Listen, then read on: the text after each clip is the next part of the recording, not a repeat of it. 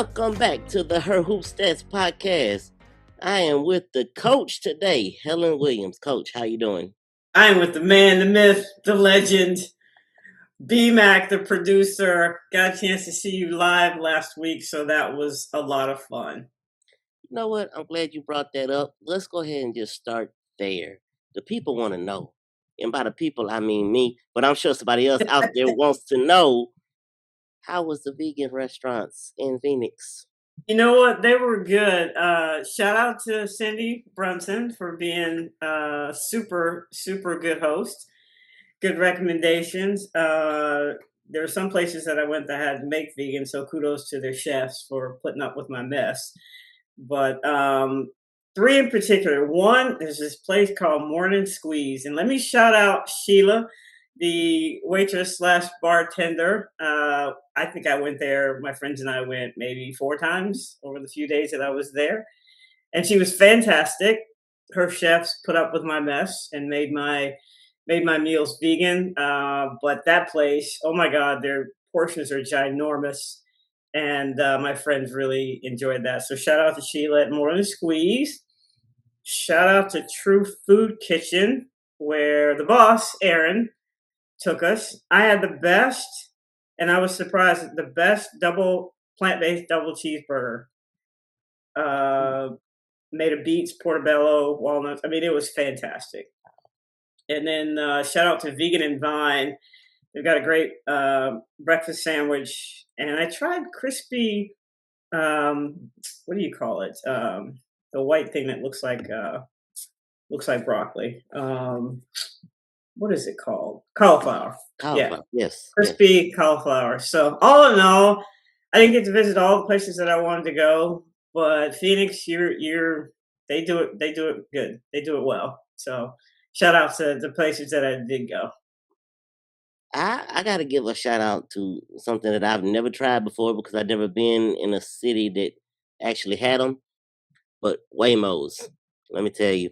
Man, I can't believe I cannot believe that there's no way, unless that was the only mode of travel, you will not find me in a car that does not have a human being in it. Let me tell Never you say that. never, but. And I don't mind saying this on air because everybody knows I'm from Mississippi and I'm a little bit country. So the first time I went was to meet our boss, Aaron, and a couple of other Her Hoop Stats people. Our first night out there for dinner. And I was a little nervous. I ain't gonna lie to you. I called a few people to stay on the phone with me to make sure I got where I was supposed to go. Smart man. But after that, I was smooth sailing. And I just think it's creepy. I just think it's creepy. Not to say, never say never. Like I said, if that's the only mode of transportation, you got to do what you got to do. But kudos to you for taking the plunge. The only thing I do, and I think I told you this at practice that day, but the only story I have that was a little bit negative is it wasn't Waymo's fault. They got to do what they got to do, but they get you to a certain point, and sometimes they just can't get you past that point. And I was on my way to the championship team's practices, and the Waymo decided to let me know that they have no further way they can get past this train that was stopped on the tracks. So that left me with 2 options. Walk the 2-3 miles down to the railing. 2 or 3 miles? It was a good little charge. It was a good little walk. I could see Please tell me you got some money back. Please tell me you got some money back. So I could walk 2 or 3 miles. No, stop. Please tell me you got some money back. No, but here's my. So I could have gone to 2 or 3 miles down to the railing to walk across, over top the train, down and backtrack to the practice, or I jump on a little train and walk across the little opening. And now that I've lost 65 pounds, I was able to fit through that opening. So I chose option 2. And let me tell you, when I got up there, I said to myself, I know as soon as I get up here, this train's gonna start moving. And it did not, praise the Lord. And I got across, made it to practice, had me a good time. Got to sit courtside with our girl Christy. I know you're all big time in us. We had to sit in the stands. You're all big time there on the floor. Me and Cindy, just little people. Oh man, listen, and I enjoyed myself down there. Talked to a bunch of people, got to speak to a bunch of people from South Carolina, UCLA. It was a good time. But no, do you have any other stories you'd like to share from the Final Four weekend? No, I just well, on my flight, I saw Dr. J. That was kind of cool. Oh wow, Uh, okay. yeah, I didn't. I mean, I didn't bug him. I'm not. When I see famous people, I'm like, oh, there's such and such, cool, and then I keep it moving. I'm not gonna bug them. But that was kind of cool.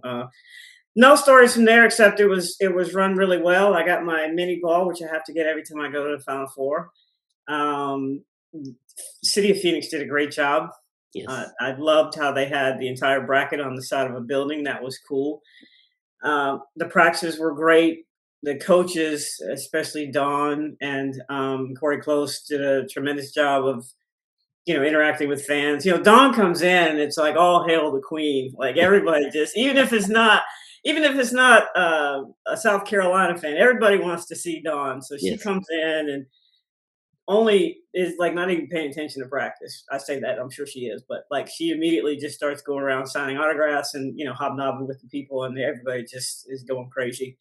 So that was fun. It was fun to see the players go up in the stands and do autographs. So that I think that's great because maybe if someone can't afford tickets to the game, they can Yeah. actually go to practice, which is free.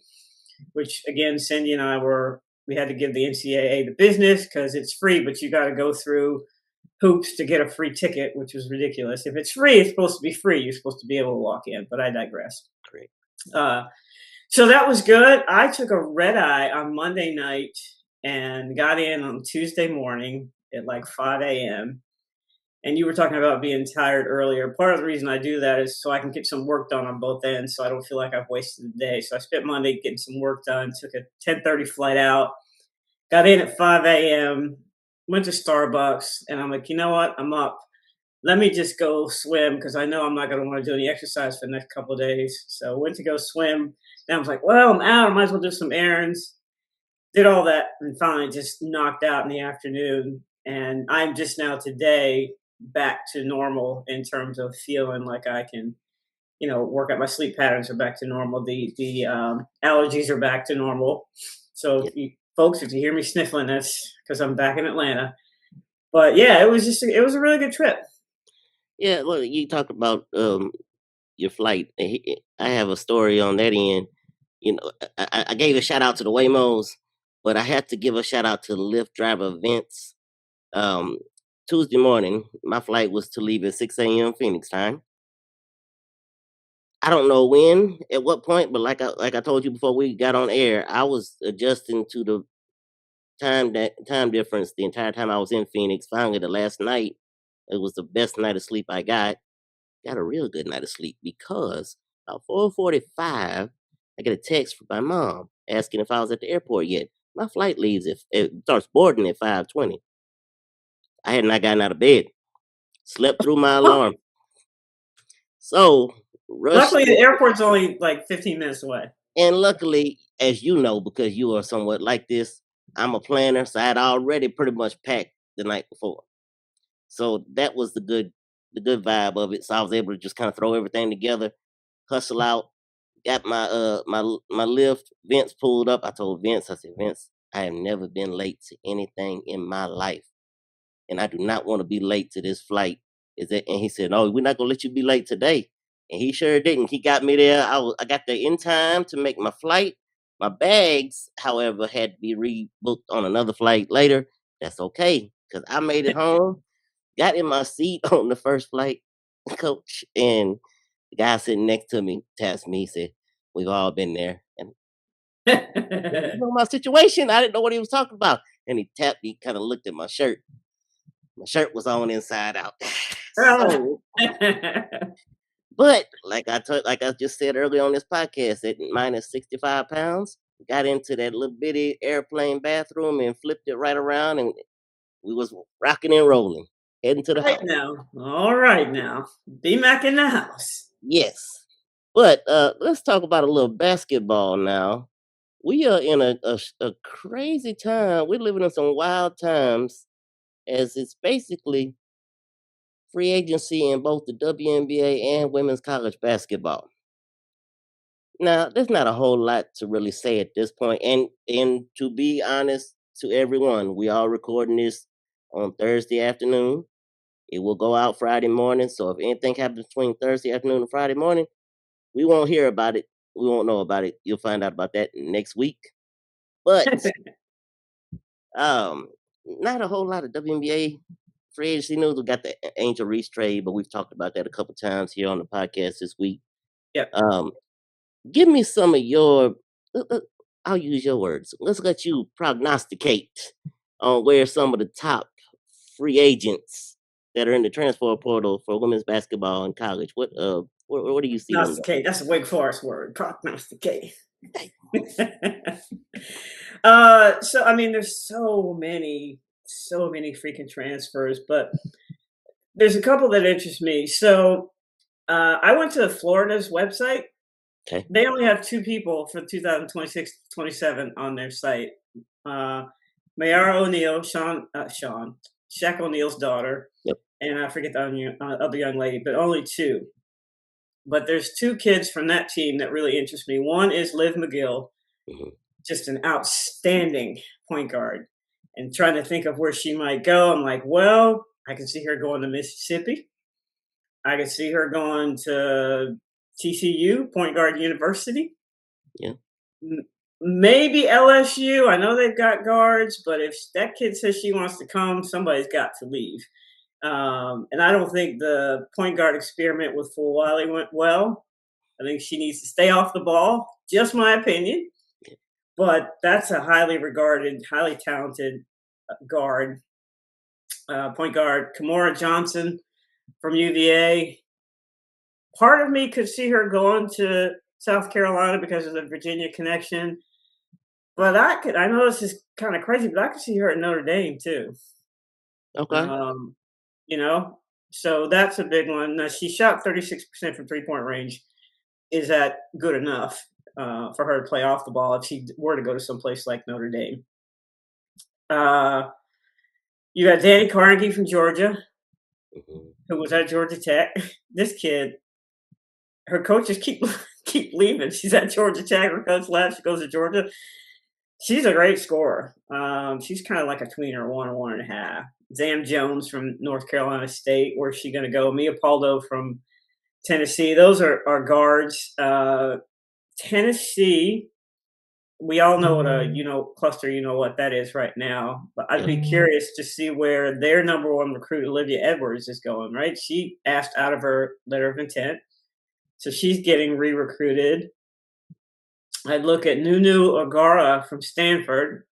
I think 5 or 6 players from Stanford are transferring, but she is a kid that's really, really good. But I think she reminds me a little bit of Kiki Irifen in terms of she needs to go somewhere where she'll be a little bit more focused on the offense so she can increase her draft stock. But that kid is really good. And then Keomi Miller from Penn State. Where is she going to go where she can still take a lot of shots? That would be interesting to me. I foresee a lot of SEC transfers staying in the SEC. I think that's going to be a very interesting situation. So, I don't know. What are your thoughts? Well, I was looking at some of as you were talking, I was looking at some other names that were kind of in the portal. And you talked about McGill from Florida, but I know another guard, Layla Reynolds. Yes, Layla Reynolds. She is a big guard and very talented. I left her out. You are correct. And I know through sources we got sources. there are a couple of SEC teams that are her focus, and she may be going on visits, and that's to Ole Miss and LSU. Doesn't So surprise me. that would be an interesting fit. Zaya Van, Oklahoma's guard, that's in the portal. That's another one that's interesting to me. I know Tennessee was involved in that. Why is that interesting to you, Zaya Van? I like the kid. I like the way she brings. I think she's one of those that's kind of a notch below stardom, but brings a lot as far as defense and some good shooting. A kid that never really became what I thought she would at Iowa as a freshman. Of course, she was a freshman, and that's Addie Deal. Um, I know a couple of schools that are after her are Yo Clemson Tigers, and obviously, just about every kid we talk about, Tennessee's gonna be after because why not? But I know that's two of the He's teams. out there, everybody. Yeah. Clemson just lost. I forget her name, but they had a high ranking recruit, and she's asked out of her letter of intent too.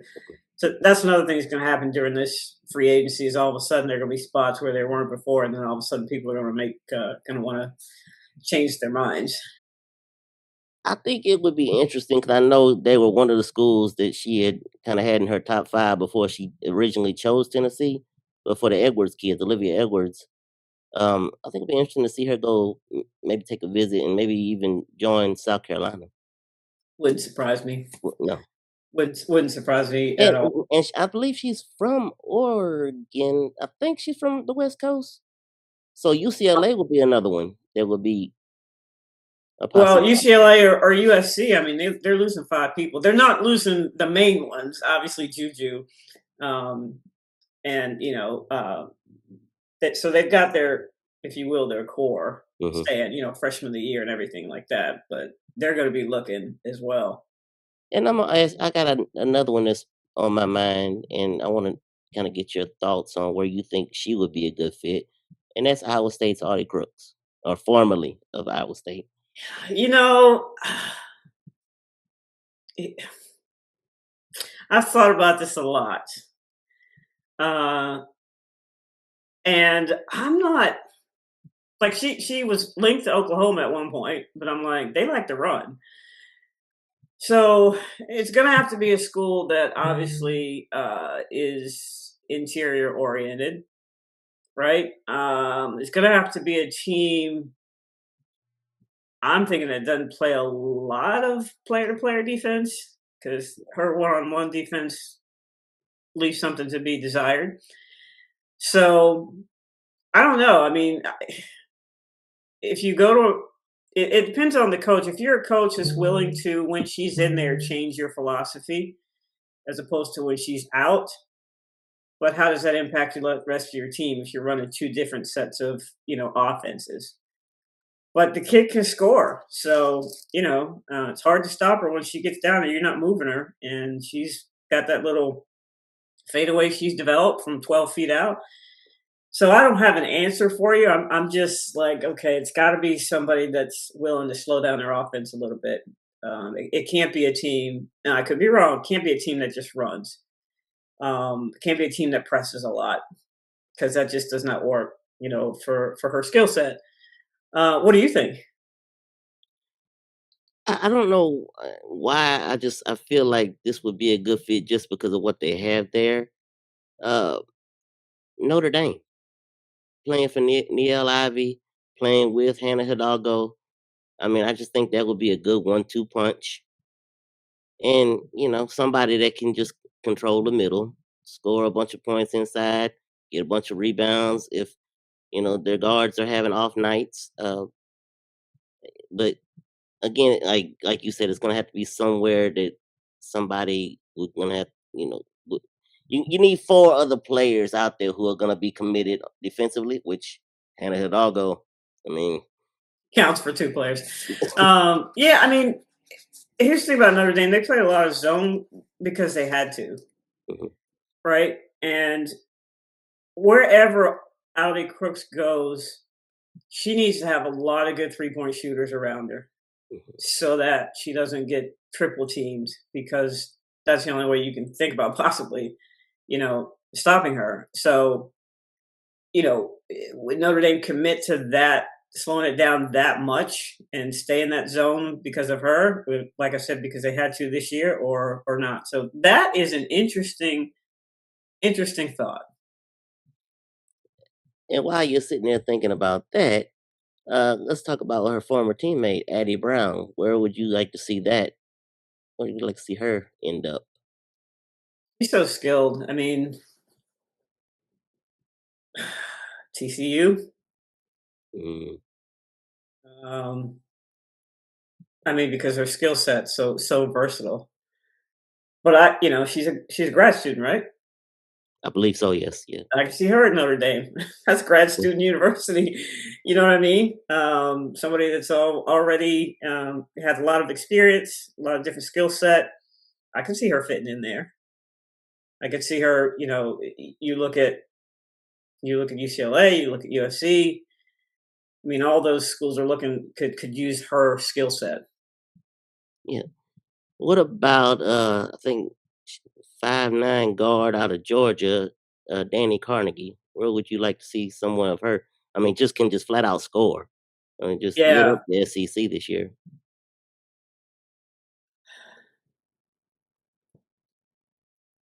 that is a good question. I could see her still staying in the SEC too. Like I feel like these players from the SEC know that whatever team they get on, the WNBA is going to be watching. So they'll have an opportunity to grow their skill set or show their skill set depending on what year they are.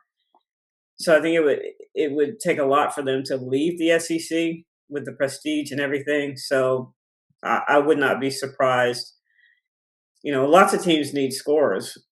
Would she be willing to go to a place like Texas A&M? You know, they could use a scorer.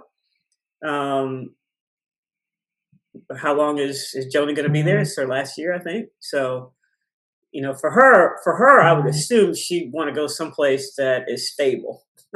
you know, um, and having to leave the last 2 years because her coach has left. So I think that, I mean, money's always a priority, but I think for her, it's just finding a coach that she knows is going to be there.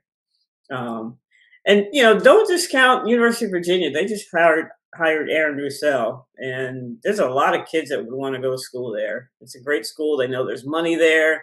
They're investing in women's basketball, so it could be an attractive destination for folks. Well, let's since you brought him up, let's pivot to a few of the coaching changes I wanted to get your opinion on, and he is one of them. What do you think about him going to Virginia? I mean, I think he's a winner. I kind of felt like he was going to leave because his best player's gone. And at the mid level, when your best player's gone, it's hard to rebuild right away. And so that doesn't surprise me. And obviously, Richmond was an academic school, Virginia's an academic school. Again, I think it would be an attractive place because of the money that's there. So I think it's a good hire. I think that's the first male coach they've hired there as a head coach. Now that I think about it, Oh, okay, yeah, true. so yeah, it's he wins, and I love his offense. I mean, you know me, I'm a big fan of the Princeton principles, so I can see him bringing that to there as well. Uh, well, another one of his compatriots from the A10 has taken a bigger job, and that's Tammy Reese going down to Florida. What do you think about that hire? The Fighting Tammy Reeses are changing their puffer coats for vests because it's going to be a lot warm. Well, first of all, shout out to her new hire, associate head coach Shay Robinson. Good dude, great recruiter, good dude, great coach. So I thought that was a smart hire coming from Louisville. Um, by the way, Louisville's got two openings. One coach got head coaching job at College of Charleston, and man the Butler, and then Shay Robinson left. Tammy is a winner wherever she goes. So if they give her money, kids are going to want to play there. And even though some of the kids at Florida are in the portal, that doesn't mean they will actually leave.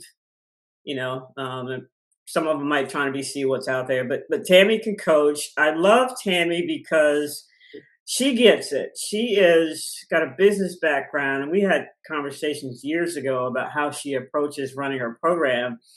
And she has always approached running her program like a business before this new business model for the new athletic landscape started to come into play. So she has a great philosophy. I don't know which one of her assistants she will take with her, but I'm sure she'll still take advantage of her French connection. And I think she'll do well there. How long it's going to take? Obviously, with free agency now, it doesn't have to take as long as it used to. So that's a great hire for them. She's phenomenal. So let's see. I'm trying to think of another hire. Oh, South Florida. I think they were the first one to kind of drop the new hire, Christy Curry, leaving Alabama, Yeah, going to South Florida. We talked. I think y'all talked about this We on one talked of the. about it a little Yeah. bit. Cindy and I, we were talking about going from power forward to what is it now? It's a group of six. I don't know what they call the next level. But kudos to her. Cindy was talking about it might be a life change for her. They're obviously committed to putting money into that program. And I used to coach at South Florida years ago when they used to be in the Metro League. Okay. And way that was when Southern Miss and Louisville was in our league. Um, it's a great place. When I left, they were just thinking about having football, which is kind of funny. Obviously, that's a focus of them now, but great weather, right? You're not going to need your puffer coat. It's going to rain every day at 3 o'clock, from 3 o'clock to 3:10 during the summer, so it's going to cool things off. So facilities, and they've really built up that athletic program. Their AD, his name escapes me right now, but he has been the most forthcoming when he said, "This is a business, and this is how we're going to run our business. We're going to treat this as we should, and not, go the old school way. We're going to have the regular athletic principles, but we know it's a business, and so this is how we're going to run it." So kudos to them and their new athletic director. And I think it's a great get for South Florida. The flip side of that. So Pauline Love, former Oklahoma assistant, takes over for Alabama, where she was an assistant at one time. The USM, you talk about USM, the US former USM star. What do you think about her? She's one of the top recruiters in the nation, getting her first head coaching job. Yeah, I don't. I mean, my question about with Alabama would be, money. You can be the top recruiter all you want, but do you have money to pay to get recruits there? I have no doubt that she can find them and build relationships with them. I don't know her very well, but just from what I've seen, it's going to be interesting to see how she adjusts going to be head coach at a Power Four school. You've got to play South Carolina, you've got to play LSU, you've got to play Kentucky, and she needs to hire a really veteran staff. She needs to have some old heads on her staff, preferably who have coached in the SEC at some point, to help her navigate that X's and O's piece. I don't know what her business acumen is, but obviously that's a part of it as well. But that would be the first thing I would look at if I were in her shoes: is how many old heads can I get, on this staff to help me navigate going to a Power Four job at a relatively young age. One last coach I wanted to ask you about, and it's because of the situation of how he got to this position.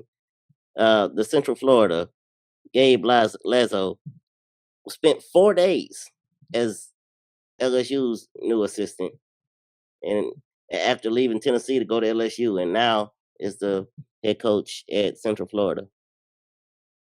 Well, his name's been on the radar for a lot of head coaching jobs the last couple of years, and my first thought was what did Kim Mulkey think? Did she, what was her reaction to this whole thing? Now, she put out a statement and said, "Congratulations, he's going to be good." I'm curious as to whether or not that was part of the conversation, because obviously these things are done through a back channel, right? So that the coach can have plausible denial. I have not been contacted by such and such school. But his name's been out there for a while. Good recruiter. So again, who wouldn't want to go to Florida? UCF is a beautiful campus. And it's in a league that you can get kids there that you can win with. Yeah, So I ran he's a into great recruiter too. Yeah, I ran into him down in Phoenix, and just told him congratulations on the jobs, and I, I, who doesn't love Orlando, Florida, like you said? I mean, big time. Yeah, I mean, I would find it hard to go to class if I were going to school there. Well, I think that's about all I have on my list. You got anything else you'd like to throw out there before we end it? No, just again, kudos to Phoenix. You guys put on a great show. Going to be a little bit chillier next Final Four, and I believe Columbus. So I don't know if I'm going to be in Columbus. I said I'm not going to go to any cold places, but Aaron might want us to be there. The boss might want us to be there. So I have to think. I have to think about that one. Hey, well, I know I will be there. I have friends in Columbus, so that's somewhere. Even though I'm not a cold person, just like you, I'll be inside a lot in Columbus, but I will be in Columbus checking it out, um, enjoying myself as I love to do at the Final Four. Yeah, so gonna be interesting over the weekend. See what happens with WNBA. Mhm. I know we'll have a lot more stories, and over the next few days, we'll have a lot more news on transfers. So let's see if our prognostications are correct or close. Can't wait to find out. Oh, putting you on the spot. Who's the first pick of the draft on Monday? Man, uh, Come on, you're sitting in the war room in Dallas. Who you going with? um, God, there's so many great choices. Probably it's Dallas, right? They have the number one pick. Yep. I'm gonna say Awa Fam. Is that how you pronounce her name? Yeah. I'm gonna say her. Yeah, she It's reminds me a good. little bit of Dominique Malonga in terms of if you can get her in there and get her some real time work and Jose likes those foreign players. So Yep.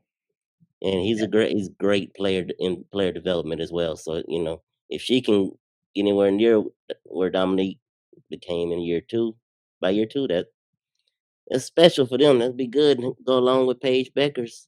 Who's your first pick?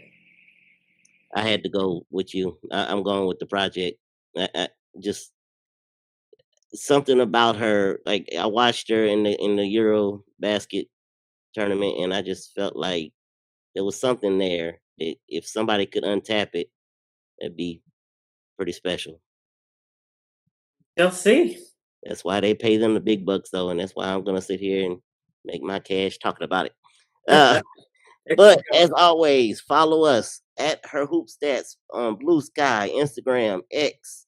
Listen to us on Apple Podcasts or wherever you get your podcasts. Watch us if you want to watch us right here on YouTube, and you can follow Coach at excuse me at a coach for the coach. Follow me at BMac1435 on all your social media platforms, and we will be back next week. We are officially in WNBA season, ready to go. All right, Coach. It was good talking to you. Later.